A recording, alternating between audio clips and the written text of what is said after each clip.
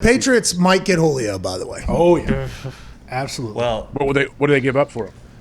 I don't think Bill cares. Have you seen what Bill has been doing? Yeah. This Bill, offseason, Bill does not fuck it. whole different It's a Bill. fire sale. Everything must go, dude. Everything must go because we got to get everything in here. We got to turn this around quick. And I think, they say Bill Belichick and Saban real tight, right? Oh, yeah. Down at the pro day, Bill and Saban chuckling, laughing, having a good time together. He drafts Mac Jones. You know what I mean? HBO doc with the two. Sitting down. Together. Yeah, they're doing the whole thing. I think they're very close. And I don't know how many people are very close to either of those men, aside from their immediate family. I don't know. At that point, I assume it's tough to have friends. I just, especially with the type of mindset like love football. Nick Saban came out for the first time ever in Nick Saban's football life last year and said, I used to think that you had to run the ball well, you had to stop the run, and have good defense. But that is no longer what football is. And if you think that, you are going to get passed by. It was very big coming from Saban because everybody remembers the Alabama teams. They're going to run the ball. They're going to have a huge offensive line. Yep. Their quarterback, he has to be good because he's going to have to complete a pass at some point. But there's going to be a lot of handing off and play action. You're going to be able to do that. And then the defense is going to hunt. Like it is going to be a fast defense, a good defense. Is Saban coming out and saying that's not what football is anymore, by the way. Football is wide open. You got to throw. You got to have weapons. I assume he and Bill have chatted about this, right? And Bill Belichick in the first day of free agency tampering period there, spend all that money, get weapons on the offensive side of the ball.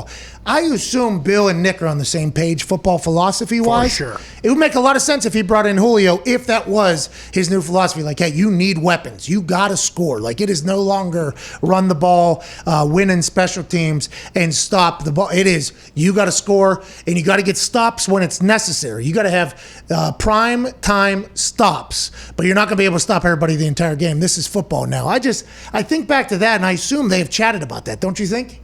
Well, yeah, that's why I think Belichick and Saban have both been able to have this consistent success. Like how they go about it, their whole process, their attention to detail, all of that I think has always probably stayed very similar to what it was when they first got into coaching. But they evolved, man. Like hearing Saban say that, that's a big deal. I There's agree. a lot of old school coaches that have won numerous national championships could easily sit there and be like, no, we're not playing that kind of ball. That's not what we do at Alabama. Like you could sit there and act like you're too good for that and it's going to work how you want to do it. But for Saban to be like, hey, man, no, this is where it's going. I need to get there or I'm going to, the end of my coaching career, my legacy may be affected by my stubbornness to stick with this same plan I've had for a long time. So I think Belichick is very similar. He doesn't maybe explain it as much as Saban did in that time, but I think Belichick, the reason he is able to do this is because, yeah, he may have the Patriot way and people want to say it's not fun and everything, but he can evolve like offensively and defensively. And also, by the way, fun. I think they're having a lot more fun. Cam Newton last year, there's just videos of the whole thing.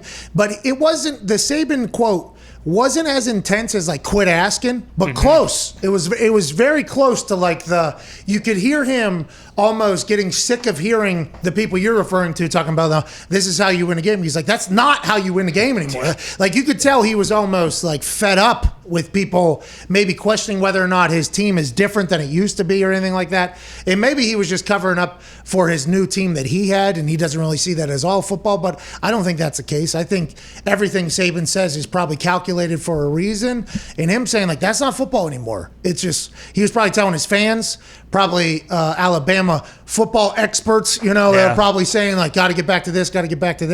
But also, if Nick Saban's saying something, I assume Bill Belichick, who's a really close person, is also thinking it. Unless they just, what if those two get into knockdown, drag out fights over that? Oh, man. They're sitting down at the dinner table, COVID, social distance, you know what I mean? Bill's got his thing on, Nick's got his thing on, they're on the other side of the table.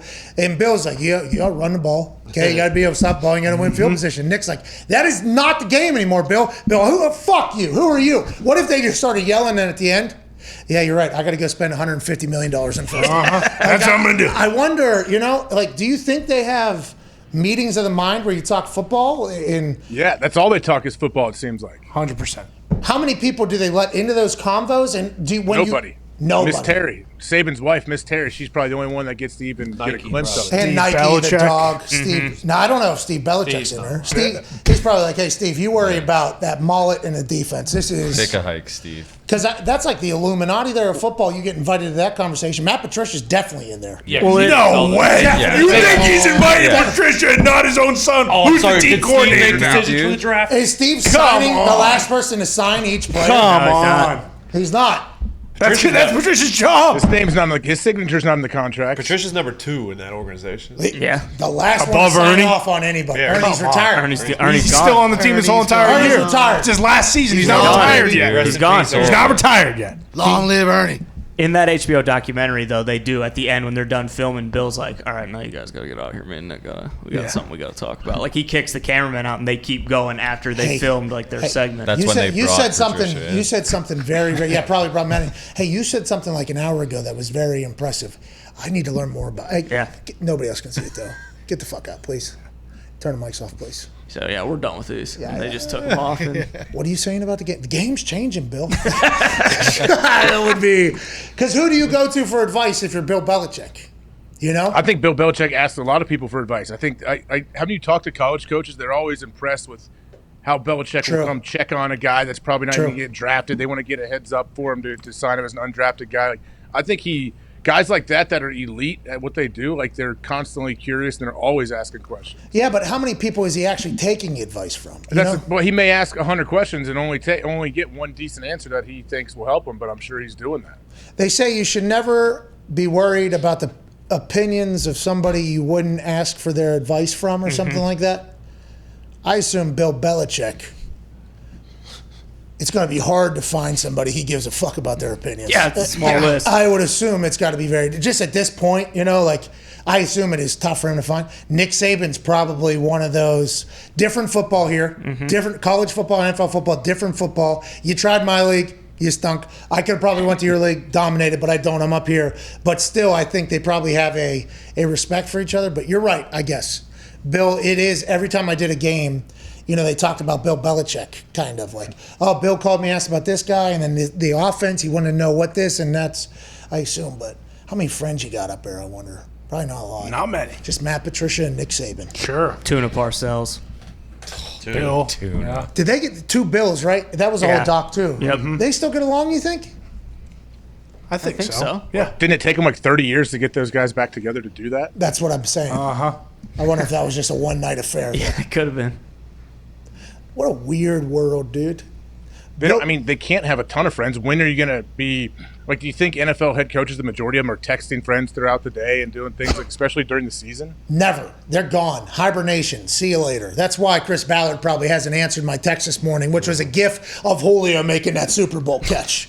I assume they're busy. That's kind of how it goes, but man, that's insane to think. There's one guy that'll respond to you during the season throughout the year that can, and he's DM'd with you before, and I think you'll know. Old Vrabes. Vrabes still stays in touch, I think, with the world while he's coaching. I did DM Vrabes. Oh. Yeah, he did answer. Yeah. We followed each other. I've never met this man. Okay, obviously massive fan of his. Just for everything I've heard about him as human, player, and coach. Okay, this is the trifecta here, Vrabes, of things that I just find hilarious or whatever. And I made a snide remark in the DMs about him doing the draft instead of being at the Derby. Because he's supposed to be at the Derby, like him and Ty, he's a part of that group or whatever. And I'd never messaged him before he followed me. I sent it out there. He came back quicker than anything I've ever seen with it was a right hook. Haymaker. Yeah, very quickly. I think I called him soft or something for not doing the draft from the Kentucky Derby. He buried me in this show in one sentence and a half, and then have a good one, pal, or something like that. And I just laughed. I laughed so hard. He's a guy, that guy. Hey, they might get Julio. I think that would make sense. And it seems like for me, if I'm Julio, I think it would be an attractive place to go. Nashville's awesome, and I think that is not what you were referring to, but Derrick Henry in the backfield is always good for the wide receivers as well for that box that has to happen, let alone with AJ there as well. The thought of Julio joining that team is not good for anybody else in the AFC South. And I'll tell you what, Chris Ballard, if Julio ends up at the Tennessee Titans, And we got to stare him. He's only 32, by the way. I was saying he was 34 earlier. And we got to stare him down for what? The next 4 years at least? 5 years at least? And it's not worth what? A second and a third over? Get out of Good town. luck. Get out of here, Chris. I mean, if it only takes a second and a third, you have to try to get him. They said they were asking for a 1. Nobody's done it. Now they're saying he's still on the market, so it's probably not going to be a 1, right? So what is it? A second then? 2 seconds? What? In his 2 seconds worth of 1? How do we? If it's a second and a third, that's a no-brainer for anybody. No, not for anybody. I got people on the internet telling me I'm a scumbag. I should not be spreading these false narratives. That's why I'm never going to be a GM. It's Pat, like, even if it is a 1, give it a fucking 1. and you're the Colts, and you get this guy, you're going to go on a run. You're Bingo. going to go deep. It's going to be a late 1. Yeah, exactly. And there's just like the Carson Wentz one could become a 1 if he plays and they do well, but who cares? You're doing well. I just don't buy into the draft type as much as everybody else. I think you're that way too, AJ. And the reason why is because, I've been in the locker room and I've seen some of the greatest looking football players of all time come into the locker room. A lot of hype. And then they stink. For whatever, I have no idea why. Mentally, maybe they can't figure it out. They're not as bought in. Maybe now that they made money, they're a different person. That happens. They got hurt. They can get hurt early on to derail their career. What about like Tennessee? Their first round pick from, was it 2 years ago? He's already off the team. 1 year ago. Last year, Potential get your ass fired is what coaches say, and that's for a reason. Now, also, that draft pick could become another Julio, right? Yeah. That could become another Julio. But good news is, you got Julio already, okay? So that's what you gave up the pick for. I just don't know why there is so much weight in these draft picks, especially with the math saying there's a good chance this shit ain't gonna work. Like, it's a tough league. You find somebody who can dominate in the league. Okay, let's get that if we can afford it. Let's get that guy. We know he's going to do well. Like we have done the research. The research has told us this guy will fucking dominate anywhere, anytime against anybody. Okay, you ask his opponents, you ask his peers. Everybody says aside from this guy, you always want the guy on your team that is the aside from this guy in the conversation of who is the guy. It's just. Imagine if he goes to Arizona with Nuke and AJ Green and Fitzgerald. Over. Do you think it's just recency bias? Like, because he didn't play a full season last year, the people are just now like, 2 and a 3, like he's injury prone, he's always hurt, like his contract's ridiculous, like it's not worth it. Isn't that interesting that the people that is potentially something, the people that are coming after me are the people that say, I'm not seeing the big picture. But really, they might not be seeing the big picture. Hey, zoom out a little bit, okay? You're going to get cropped hot, all right? Nicki Minaj said that. You can get draft picks back too. You can work angles and figure out how to get that 2 and 3 back. Well,